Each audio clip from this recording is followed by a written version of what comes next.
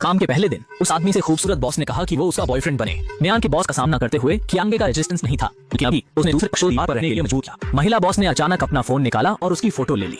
कियांगे को अचानक समझ आया कि उसे बेवकूफ बनाया, लेकिन इस समय हैंडल फीमेल बॉस के हाथ में था। वह केवल दूसरी पार्टी के लिए चीजें सुन और कर सकती थी और पहला काम विभाग के सुपरवाइजर सांग ब्याओ की जांच करना था। लेकिन कुछ दिनों की नजर रखने के बाद कियांगे को दूसरी पार्टी में कोई अजीब व्यवहार नहीं मिला। इससे बॉस शियाओ मेई बहुत नाखुश हो गई। लेकिन जब वह कियांगे को संभालने वाली थी, महाप्रबंधक दशन पर बगल के एक कर्मचारी ने अटैक कर दिया। सौभाग्य से महत्वपूर्ण क्षण में जो मई समय पर आई और कर्मचारी को पलटने के लिए अपने 2 मीटर लंबे पैरों का इस्तेमाल किया। लेकिन कियांगे ने जब दूसरी पार्टी देखी तो हैरान रह गया। मुझे उम्मीद नहीं थी कि यह अवेई उसके साथ ड्यूटी पर था। बस जब कियांगे सोच रहा था कि अवेई के साथ क्या हो रहा है, जियो मई को शांति से कुछ पता था। यह पता चला कि कुछ साल पहले अवेई के घर में आग लगी थी, लेकिन बीमा कंपनी ने सबूत न होने की वजह से मुआवजा देने से मना कर दिया। अवेई ने कई बार अपील के बाद सच्चाई का पता लगाने के लिए इस कंपनी में जाने का फैसला किया।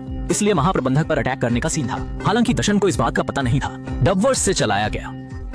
सौभाग्य से जियो मई ने पहले ही टुक्के से दूसरे पक्ष के सबूतों को पकड़ लिया था। यह पता चला कि सांग बियाओ उस समय जॉइंट गैंग का मेंबर था। उन्होंने टिप्स के जरिए सबूतों को फंसी बनाया और मुआवजा देने से इनकार कर दिया। सांग बियाओ एक्सपोज हो गया और तुरंत पागल हो गया। फिर उसने कियांगे को बंधक बना लिया। अप्रत्याशित रूप से जियो मई बिल्कुल भी घबराई नहीं थी। उसने देखा कि सांग बियाओ पागल हो गया और वो ऐसा करने वाला था। उसने दूसरे पक्ष के कामों में दखल देने के लिए सीधे अपने हाथ में से पेन फेंक दिया। डबवर्स से चलाया गया। उसने सांग बियाओ को वहीं कोमा में डाल दिया। तब जियो मई ने सांग बियाओ को बाहर निकालने का आदेश दिया और पुलिस के हवाले कर दिया।